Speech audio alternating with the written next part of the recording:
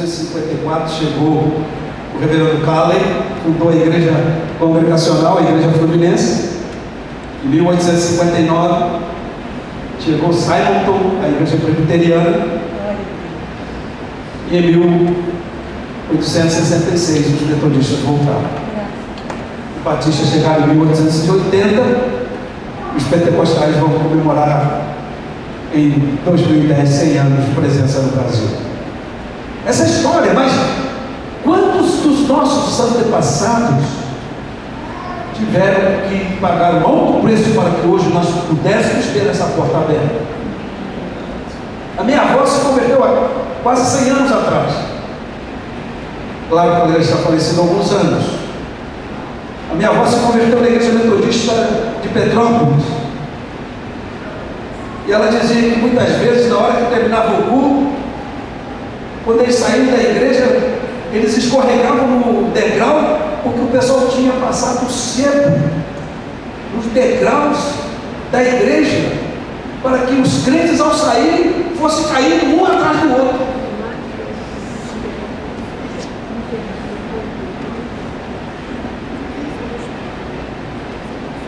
Mas eles permaneceram firmes. Eles permaneceram fiéis. E o testemunho, e alguns pagaram a vida.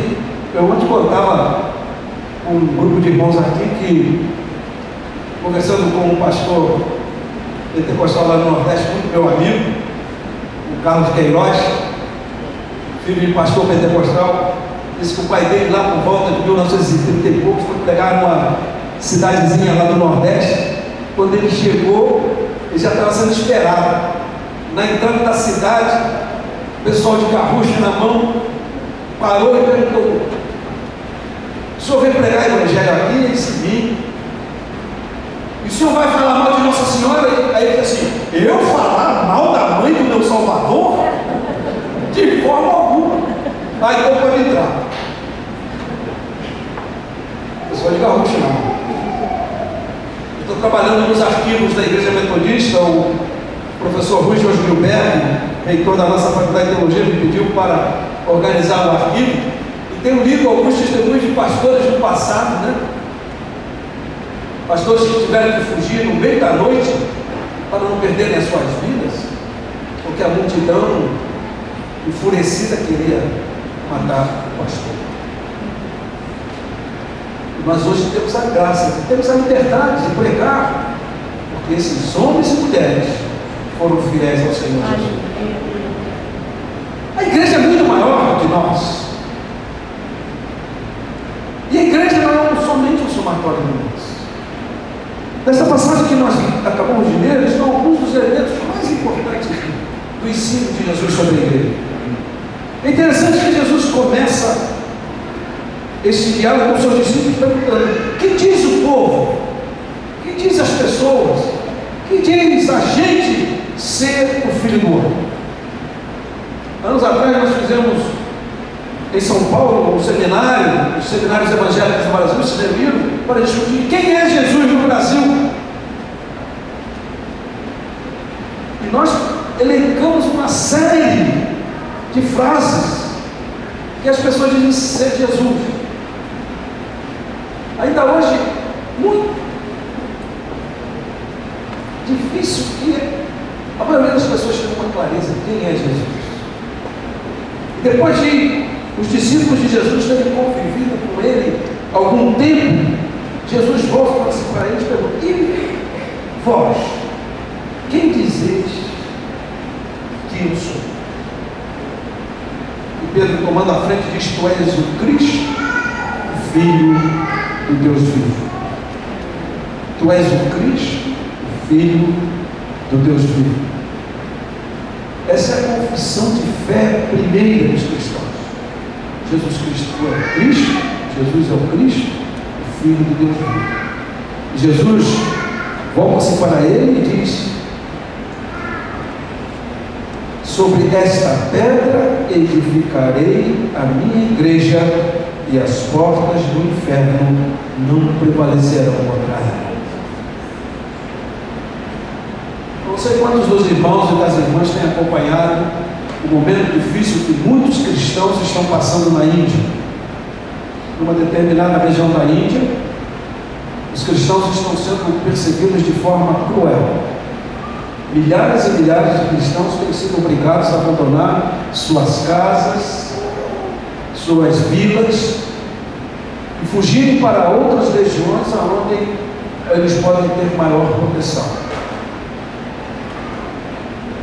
No Paquistão, hoje, não sei quantos também acompanharam, um jovem que se converteu e que foi condenado à morte, somente teve a sua vida poupada porque houve uma movimentação mundial que forçou o governo do Paquistão a permitir que ele saísse do Paquistão. Hoje ele está a salvo na Inglaterra.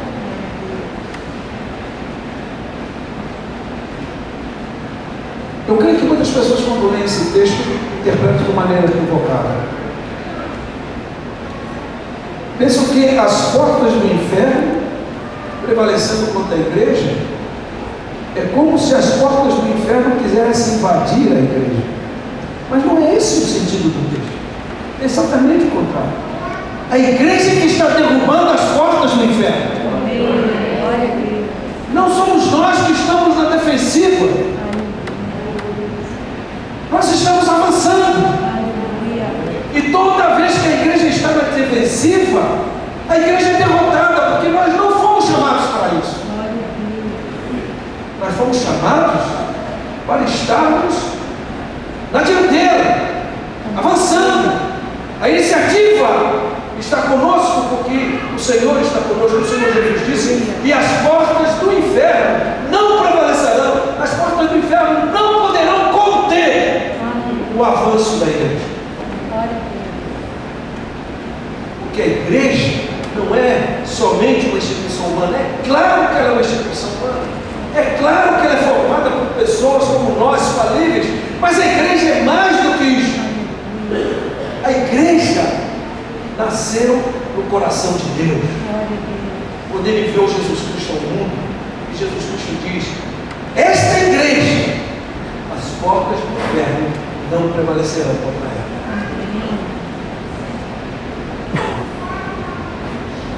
Interessante que logo depois Pedro fazer esta declaração extraordinária, fundamento da nossa fé, razão da nossa confiança neste Deus que é fiel e que nos congregou através da sua graça, que nos chamou mediante o seu Espírito e que nos convenceu da lei do pecado e do juízo e que nos apresentou a Jesus Cristo.